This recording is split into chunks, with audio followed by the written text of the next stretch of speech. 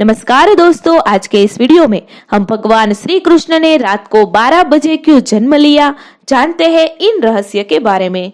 तो वीडियो को अंत तक जरूर देखें और हमारी इस YouTube चैनल को सब्सक्राइब जरूर करें, क्योंकि ऐसी वीडियो हम आपके लिए बनाते रहते हैं। द्वापर युग में श्री कृष्ण ने रोहिणी नक्षत्र में जन्म लिया था। इसका मुख्य कारण उनका चंद्रवंशी होना था। धार्मिक मान्यता के अनुसार श्री कृष्ण चंद्रवंशी थे। उनके पूर्वज चंद्रदेव थे और वे बुध चंद्रमा के पुत्र हैं। इसी कारण श्री कृष्ण ने चंद्रवंश में जन्म लेने के लिए बुधवार का दिन चुना था।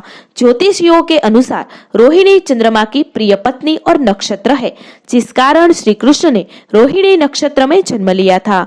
वहीं अष्टमी तिथि को जन्म लेने का भी एक कारण था। दरअसल अष्टमी तिथि शक्ति का प्रतीक है। श्री कृष्ण शक्ति संपन्न, स्वयंभू और परम ब्रह्मा है, इसलिए वो अष्टमी को जन्मे थे। कहते हैं कि चंद्रमा रात में निकलता है और उन्होंने अपने पूर्वजों की उपस्थिति में जन्म लिया था। इतना ही नहीं, ऐसा भी कहा जाता है कि चंद्रदेव की इच्छा थी कि श्री हरि विष्णु भगवान मेरे कुल में कृष्ण रूप में जन्म ले और मैं उनका प्रत्यक्ष दर्शन कर सकूं। पौराणिक कथाओं के अनुसार कृष्ण जन्म के समय धरती से आकाश तक सारा वातावरण सकारात्मक हो गया था। इतना ही नहीं, श्री कृष्ण ने योजनाबद्ध तरीके से मथुरा में अवतार लिया था। विष्णु पुराण की एक कथा बहुत ही रहस्यमय है। इस कथा में श्री कृष्ण के जन्म का कारण और कैसे उनका जन्म हुआ इस बारे में बताया गया है। बताया जा रहा है कि श्री कृष्ण का जन्म एक बाल से हुआ था। ये किसका बाल था और इससे कैसे जन्मे थे कान्हा, ये एक दिव्य रहस्य है। विष्णु पुराण भगवान विष्णु के समस्त अवतारों के बारे में विस्तार से बताने वाली धार्मिक पुस्तक है। उल्लेख विष्णु पुराण के पंचम अंश के प्रथम अध्याय में है। यहाँ श्री कृष्ण के जन्म की कथा को विस्तार से बताया गया है। इसके अनुसार द्वापर युग में जब कंस का अत्याचार बढ़ गया और राज समाज प्रजा पर कठोर अन्याय करने लगे, तब धरती एक बार फिर पाप के बोझ तले दबने लगी और उसका भार बढ़ने लगा। असल में जन्म की प्रक्रिया इतनी रहस्यपूर्ण है कि अंधेरे में भी हो सकती है। आपके भीतर भी जिन चीजों का जन्म होता है वे सब गहरे अंधकार में, गहन अंधकार में होती है।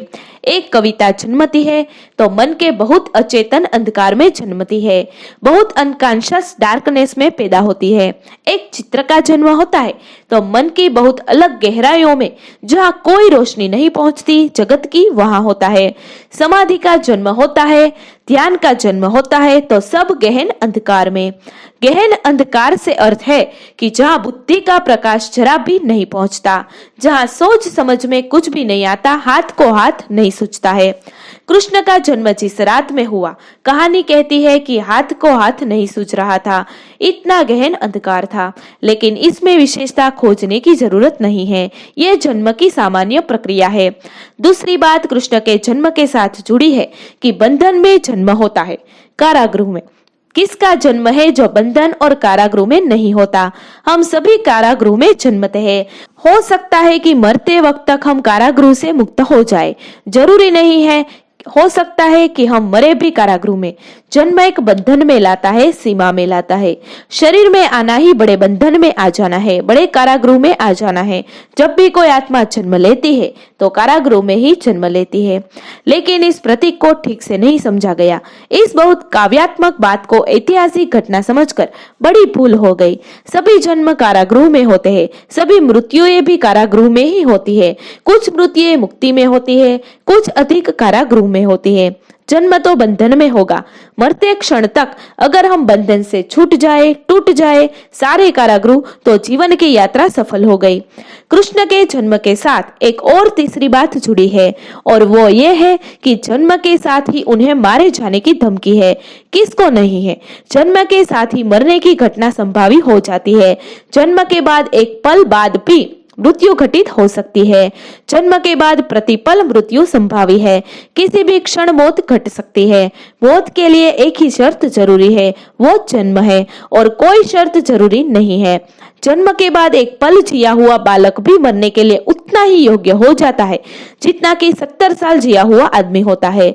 मरने के लिए और कोई योग्यता नहीं चाहिए, सिर्फ जन्म चाहिए। लेकिन कृष्ण के जन्म के साथ एक चौथी बात भी जुड़ी है कि मरने की बहुत तरह की घटनाएं आती है, लेकिन वे सबसे बचकर निकल जाते हैं। जो भी उन्हें मारने आता है वही मर जाता है। कहे कि मौत ही उनके लिए मर जाती है। मौत सब उपाय करती है और बेकार हो जाती है।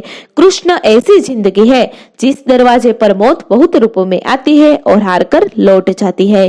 तो दोस्तों, आपको हमारी वीडियो कैसी लगी कमेंट करके जरूर बताएं। अगर ये वीडियो अच्छा लगे तो लाइक एंड शेयर जरूर करें। हमारे ऐसे नए वीडियो देखने के लिए हमारी इस YouTube चैनल को सब्सक्राइब जरूर करें, क्योंकि ऐसी वीडियो हम आपके लिए बनाते रहते हैं।